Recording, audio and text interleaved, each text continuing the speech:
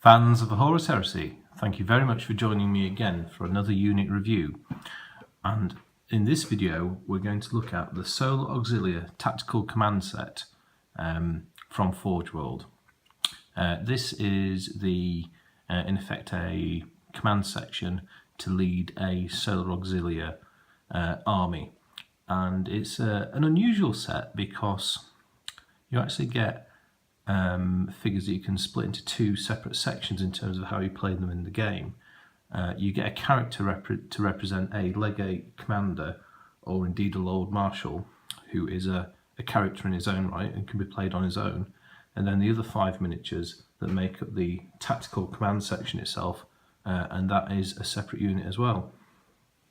So we'll have a look over the models in this set. Before we get into that, I just want to talk about the price. This is quite an expensive set for, in some ways, for what it is. I mean, it costs £67. That's at the recently revised prices. So it's, given that you only get 6 miniatures, it's not the cheapest. I suppose you do get 6 extremely well detailed miniatures. I mean, the detail on these miniatures is more on a par with the Horus Heresy character series style models. So certainly from a point of view of a collector and a painter, these are very attractive miniatures. And I suppose from what they add to your army, the Legate Commander has a huge number of options available, and actually can bulk up the points of your force quite surprisingly if you decide to buy his more expensive options. Anyway, so let's take a look at the actual miniatures, and we shall start with the commander first. This is a stunning model. The detail is absolutely fantastic. He's armed with a large ornate sword, which would work well as a paragon blade or perhaps a charnable saber. He's carrying a pistol, which is supposed to be an architect pistol. And yes, fantastic detailing on his personal body armour. And then as we rotate him round, we see that this guy has got the cloak of 100 men. He has the most impressive cloak I've ever seen on a miniature, and indeed this is quite a novel model to assemble because it's split into several parts, and the cloak as well is quite novel to assemble. So it's actually quite an interesting build. But yeah, certainly a miniature that is quite worthy of the leader of your army. And I've chosen to use the head without a helmet on. You do get an optional helmet, which is the one on the left of this sprue, which comes with a suitably impressive crest, which is good enough to give a Space Marine Praetor a run for his money in terms of a crest department. So pretty cool. Now next we'll move on to the Strategos.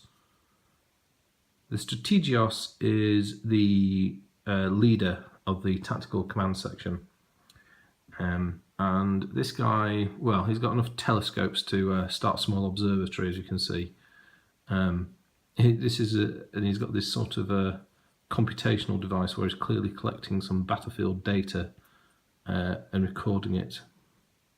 Just trying to get some of the detail there. I mean, again, the detail on this, I mean, even the keyboard is amazing. It is a truly ornate model, arguably Forge World at its best here. Some quite delicate parts, so you need to be careful with this. When I put it together, I pinned this telescope into his chest using some very fine piano wire to give it some additional strength. This doesn't really fit properly on a 25mm base.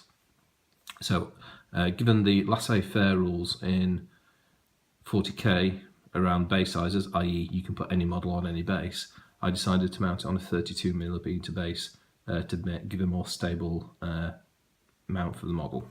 But yes, lovely model.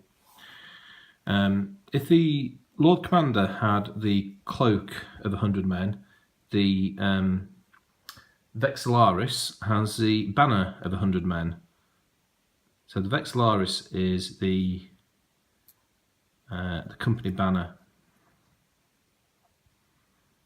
and this guy is supposed to represent a veteran hero who has won the honour to carry this banner.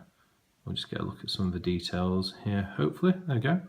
So it's got an impressive crest, some plaques to record the achievements of the Auxilia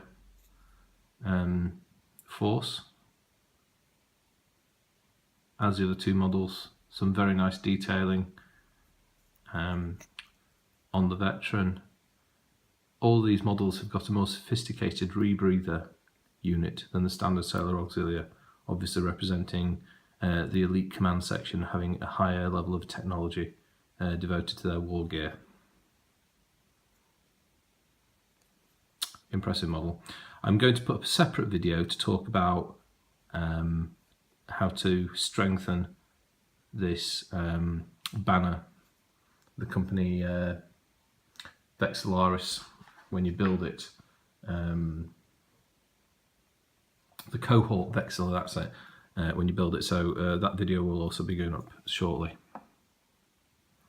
Next up, we have this guy. I'm gonna get him in focus. Hopefully, here we go. This is the Proclamator.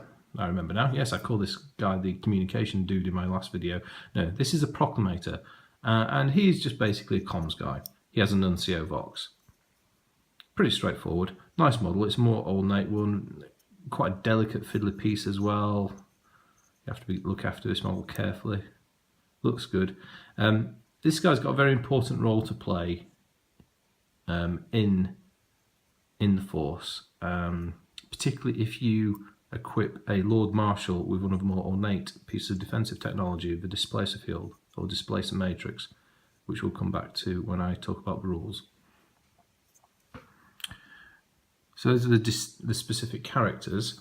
Now let's look at the two veterans who, shall we say, bring the bang to the squad, or bring the offensive punch. So this is the first veteran. As you can see, he's armed with a melter gun. Very nice melter gun model. It's different to the standard marine type. It is ornate and looks like it's of a size that a standard human could easily wield. Again, the detail on these guys is fantastic. You see the shoulder boarding there. Got these like 6-shooter ornate las pistols, and they all carry swords as well, and a crest as well. So yeah, very nice. And then the final miniature in this set is another veteran. This time he's equipped with a grenade launcher. Don't often, the grenade launcher is an unusual weapon option. This is a nice one. It's a rotary drum fed style. Again, he's carrying a pistol and a sword, and in addition he has a spare drum of grenades for his grenade launcher. Again, the same high level of detail as we've seen on the other models there. I like this. I really like this model, and the grenade launcher brings some useful, some really neat capabilities to the command, to the tactical command section. So there you go. There is an overview of the Solar Auxilia tactical command section and the Lord Marshal / Legate Commander. Yeah, it's a very nice set. The models are extremely well detailed. As I say, it's quite expensive in a way for the set, but I think obviously everyone's got to make their own call on that. But as something, if you wanted an ornate set of models with very high detail to paint, this is an excellent choice. So I hope you enjoyed this model review of the Solar Auxilia tactical command set. I'll do a separate review talking about the rules, because that is going to be very complex in itself. There are a bewildering number of options and a lot of special rules that go with these guys. So we'll come to that next. If you've got anything you'd like to say, please leave it in the comments section. And thank you very much for listening, and I'll speak to you next time. Goodbye.